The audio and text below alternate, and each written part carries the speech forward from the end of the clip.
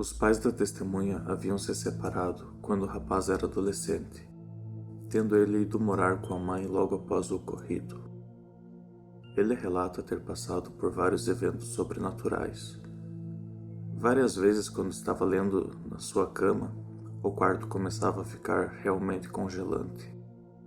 Depois disso, sentia como se tivesse alguém que odiasse ele lhe olhando com todo ódio. Quando tinha essa sensação, saía do quarto e voltava 1 hora depois. Algumas vezes durante o dia, conseguia ver uma espécie de figura de sombra andando sorrateiramente ao longo das paredes do quarto. Ele conta que uma vez alguma coisa no apartamento fingiu ser seu cachorro. Ele tinha ido para o quarto e ouviu um rosnado profundo vindo debaixo da cama. Só que o seu cachorro não era capaz de fazer um som tão grave. Aquilo soava como se fosse um cachorro muito grande ou um homem fazendo sua melhor imitação de cão. Outras vezes, seu cachorro começava a choramingar e vagar de um lado para o outro no quarto ao lado, mas não vinha para o seu quarto quando era chamado, como se estivesse com medo de alguma coisa no corredor. Esses eventos permaneceram até ele se mudar e ir morar com seu pai, quando todos esses eventos pararam. O autor deu o título à história de Minha Mãe Atraía o Mal. Ele acreditava que de alguma forma todas aquelas manifestações tinham a ver com a presença da sua mãe.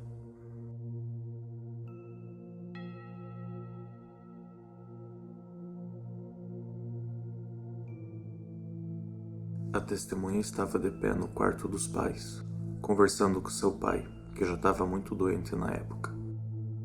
Ele estava morrendo, já no último estágio do câncer do esôfago. Então, ele teve a sensação de que alguma coisa estava atrás dele. Ele olhou em direção da porta que dava para a sala e tinha alguma coisa com menos de 1,5 m e completamente negra, espiando desde um canto, com suas mãos no batente da porta.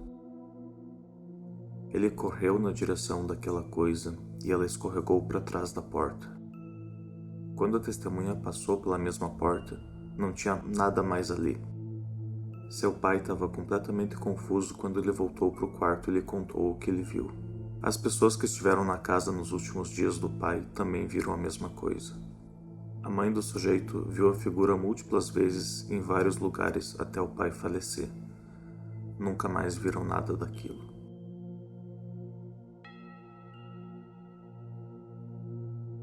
O próximo relato é de um médico.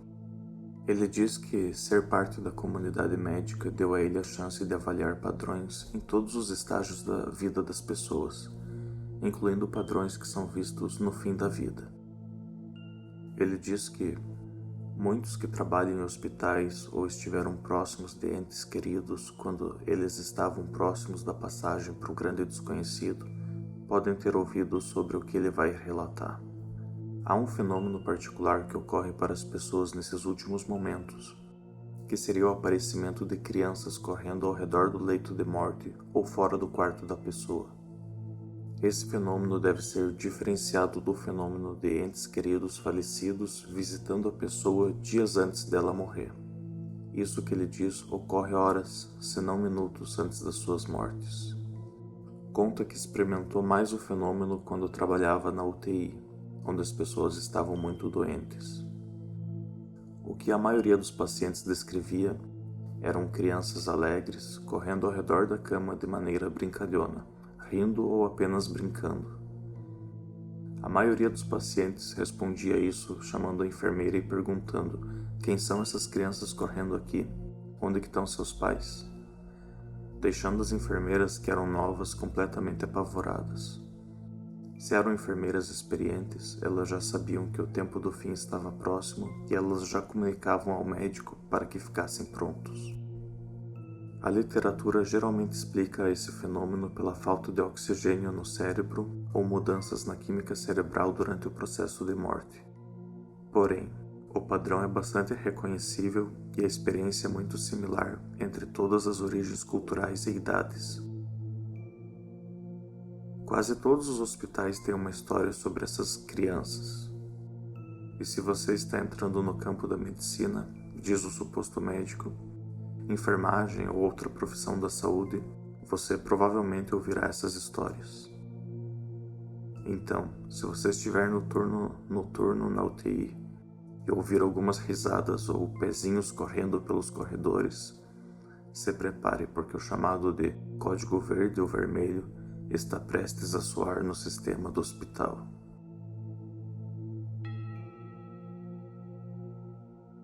Agora um caso apresentado originalmente em 1952 no programa clássico da rádio brasileira chamado Incrível, Fantástico, Extraordinário, da Rádio Tupi. Esse caso de Mauro Elísio Ferreira de Belo Horizonte, Minas Gerais. O relato é de 1910, da cidade de Campanha, no estado de Minas Gerais, falando de uma aparição que surgiu para diversas pessoas na cidade, chegando a aparecer em livros que contam da história local. Campanha é uma cidade do sul de Minas Gerais que teve seu brilho na época em que o ouro era retirado de suas terras.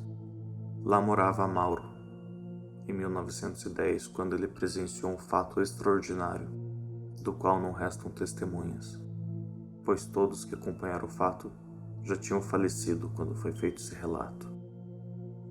Certa noite, estava a testemunha com outros na cidade conversando.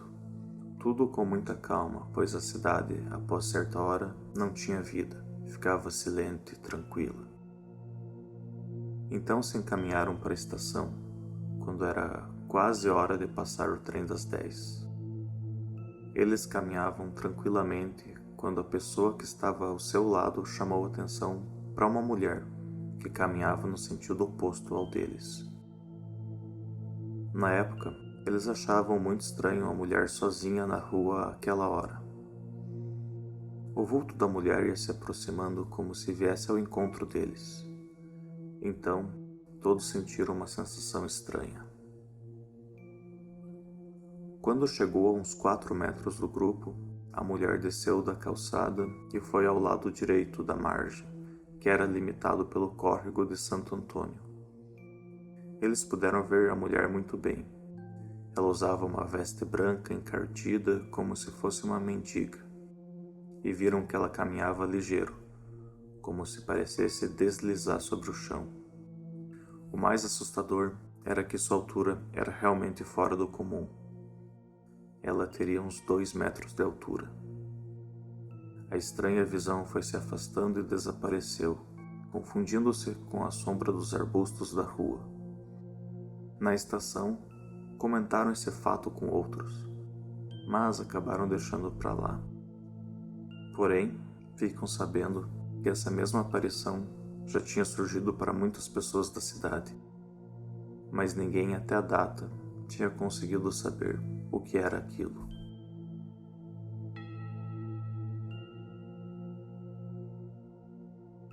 Esse relato também é do programa Incrível, Fantástico, Extraordinário, de 13 de maio de 1952, na Rádio Tupi, Rio de Janeiro. Esse relato é de Anísio Teixeira, do Distrito Federal, e ocorreu no ano de 1914, quando ele morava no município de Bananeiras, na Paraíba. Quando tinha 18 anos e morava no povoado de Dona Inês, em Bananeiras, toda madrugada, às 4, ele saía de casa e ia pegar leite numa fazenda chamada Fazenda das Queimadas, a pouca distância do povoado. Todos os dias ele fazia aquilo e já conhecia de cor o caminho. Numa sexta-feira do ano de 1914, ele seguia tranquilamente pela estrada quando, ao passar por uma mata que costeava o caminho, ouviu um chamado, um psh. Ele fingiu não dar importância ao som, mas com a repetição incessante, decidiu perguntar o que era e o que queriam. Então, uma voz perguntou aonde ele iria, ao que ele respondeu que iria à Fazenda das Queimadas. A voz disse, você vai, mas não volta. Sem acreditar na ameaça, o rapaz seguiu seu caminho, imaginando se tratar de algum conhecido ou fazendo alguma brincadeira, e seguiu para a fazenda. Na fazenda, encheu seu latão de leite e voltou pelo mesmo caminho sem pensar mais naquilo. Chegando no mesmo lugar de antes, ele parou espantado. Diante dele estava um tio que há 10 anos havia desaparecido, deixando mulher e filho sem dar nenhuma notícia sobre o seu paradeiro. Antes que pudesse falar qualquer coisa, ouviu a voz do tio dizendo: "Eu quero que você vá ao Juazeiro, no Ceará, pagar uma promessa que eu fiz a Nossa Senhora das Dores e ao Padre Cícero. Leve 12 velas e acenda no altar da imagem da santa e solte 1 dúzia de foguetões em frente à igreja. Eu não pude pagar essa promessa em vida." O rapaz respondeu: "Tá bem, meu tio, eu vou fazer tudo como o senhor quer." Então, diante dele, a figura do tio desapareceu. O rapaz conseguiu voltar à caminhada, mas logo algo estranho aconteceu. Um enorme corpo saltou à sua frente. Ao ver aquilo, ele perdeu a fala e caiu no chão, enquanto uma espécie de monstro se aproximava perto dele e, com a mesma voz humana que ele havia ouvido há pouco, lhe disse: "Na terra não há homens que façam você falar antes de 8 dias." O rapaz não se lembrou mais de nada.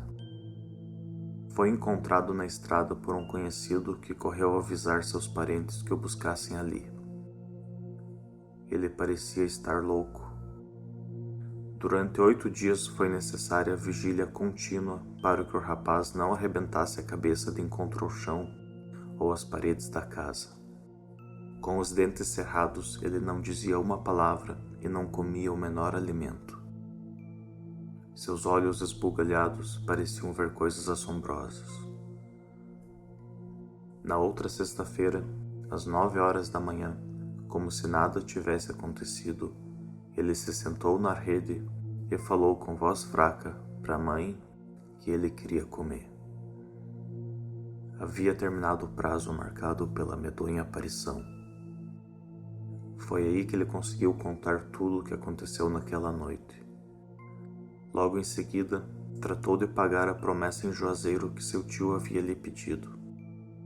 Desde esse dia, tendo pago a promessa, conseguiu viver normalmente, sem manifestar qualquer sintoma de loucura ou desequilíbrio. Esse contato com o mundo da morte que o rapaz teve parece causar um efeito muito similar àquele que nós vemos em abduções ou encontro com estranhos humanoides, quando a pessoa não consegue falar, perde sua capacidade de autonomia e fica profundamente chocada, naquilo que alguns chamariam de choque ontológico, sendo uma espécie de trauma na concepção de existência que a pessoa tem.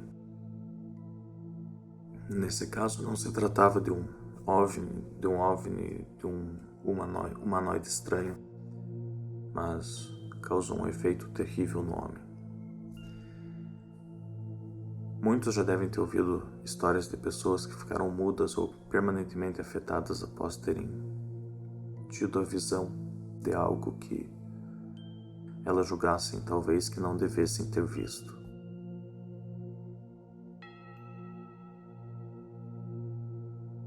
Estavam 2 amigos, Jim e Jack, dando uma olhada numa casa antiga para morar em Chicago.